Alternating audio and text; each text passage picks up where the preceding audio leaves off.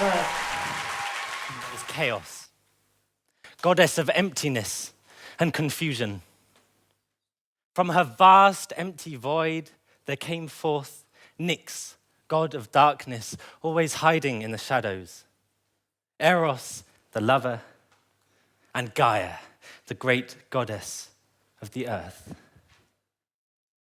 And she revolved through time in the warm embrace of Uranus, the sky. And together they traveled and they created all that we know and all that we are. The earth shone. It was a golden time. One day, Gaia wandered through the land that she had created, through the forest, through the glades, through the meadows, and she had an idea of a new life, a god who could take care of this world she had created properly. From far in the east, she took from the Pacific a piece of volcanic rock, which she embedded in the ground as morals. Then, from the west, she flew and collected the migration of the Eskimo curlew, which she spun into dreams. From the northernmost Arctic, she collected Arctic pearls of oxygen, which she breathed into vision. And from the south, she took from the bond between a humpback whale and her calf, love. She took these all back to Greece, where she lived, and in the earth, with the mud, she created her son, Atlas. Of all of her countless children, Atlas was by far her favorite. Whilst the others were always searching, always looking for new things, wanting to fight, wanting to hunt, wanting to explore, Atlas was always watching, always listening, always feeling. For as he was of this earth, he knew its stories, he knew its secrets, and he felt everything that the earth felt. Every morning he awoke to the song of 1,000,000 birds in his heart. His day was full of the thrill of every chase, the pain of every kill, and the gratification of every feast. When the night fell, he would look up to the skies and listen to the wisdom of his ancestors, and he would feel their victories and their defeats. Many would fall under the burden of such emotion, and yet he was firmly rooted in the ground, and this love that he felt brought him strength. But the world was changing. The mighty sky god Zeus was gaining power, and he overthrew his father and claimed the throne of immortality. He summoned the clouds and sent a message to all the gods of a feast, his feast. The gods arrived. In the center were the 12 new gods shining in all their splendor. The elder gods stood back. Some tried to get involved, but they were different somehow. They were more elemental, feral even.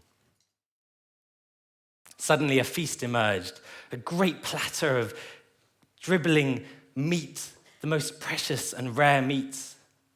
The giant tentacles of the deep sea octopus, the rib of the giant sloth, and the steaming brain of the saber-toothed tiger. They sat there, the new gods, and they gorged on this meat, and the blood dribbled down their chins. But the old gods, they stood and they watched, and they ate nothing, for they knew that to eat something which would never be replaced was to destroy a part of their mother, Gaia. After the feast, Zeus stood up and his huge form blocked out the sun. He said to the gods that surrounded him in a booming voice that shook the earth, "I have a dream of a new world. No longer will we live under the command of this muddy land.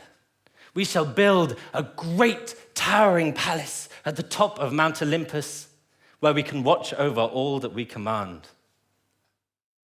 Up till now, Atlas, who had been standing underneath a tree watching an autumn leaf fall to the earth, listened now. And he felt in his heart pain. confusion. Zeus continued, "We shall teach these humans to not be animals anymore. They will cut down the forests. They will tame the oxen. They will plow the earth, and they will take what is rightfully theirs. We will watch from high up in our cloudy palace, and we will claim what is rightfully ours." Now, Atlas, who could contain himself no longer, stood up and shouted in front of the whole crowd, "You can't do this!" All the heads who until now had been turning to Zeus and hadn't noticed this small, shy god turned. "How can we destroy that which we are? We were put here to be the earth's guardians, not its rulers. Everything that you claim for your own, you destroy also a part of yourselves." The sky turned black, and Zeus trebled in size, and he towered over the tiny Atlas, and he said, "How dare you defy me? I rule this land. You titans of the mud, of the soil, of the waters, nothing but titans you are, and you shall fall." From that moment, a great war waged for 10 years, where much blood was shed and pain was felt, until at last Zeus had imprisoned all the titans deep, deep under the ground, where they would stay forever. For Atlas, he had a different punishment, a special punishment. Atlas the traitor, Atlas the weak. He was to carry the weight of the heavens upon his shoulders. Then he would be that very separation between what he once was and what they are. He would feel that space between heaven and earth, between the spirit and the body. And as he carried the earth, he listened to the laughter of the new gods, the Olympians, as they laughed at the incarceration of his brothers and sisters, and he looked down, and his mother, Gaia, wept for what had been lost.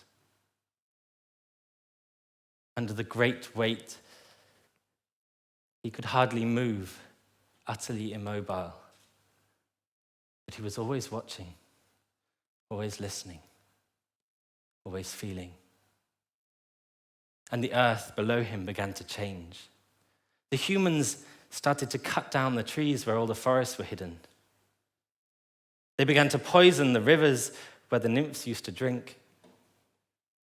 And they forgot to listen to the stories of the ancestors. And Atlas too began to change, to transform. No longer was it the earth below him, but the lava began to seep through the soles of his feet and up his legs. The salt water coursed through his veins and up to his torso, and the winds and the clouds swirled around his back until it was no longer the heavens that Atlas carried. It was the earth itself. His burden was his feeling. Onwards he travels through space, always watching, always listening, always feeling.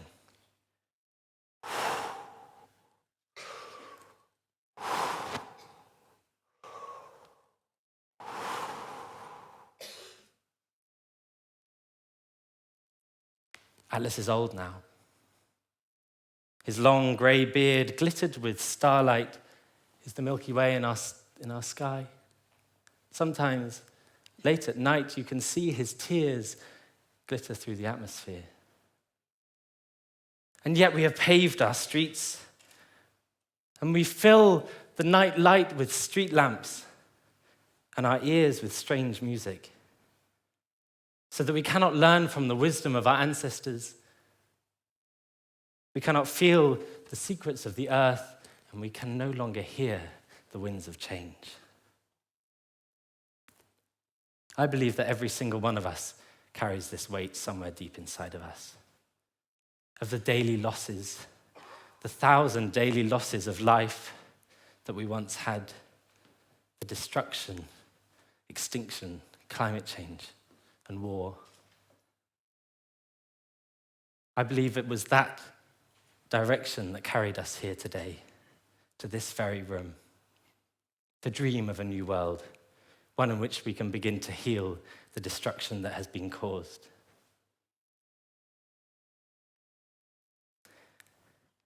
And Atlas, although he cannot see the earth which he carries, he knows where he's going. He knows where we're going, the way that we carry on, and he sees another direction. He can feel something shifting. And he can hear words of inspiration emanating from this very room. May this transformation be the start of something beautiful. May we begin to feel, just as Atlas does, that pain, that sadness, that sorrow, and that joy that of all that the earth gives us. And then perhaps we can begin to heal what has been lost.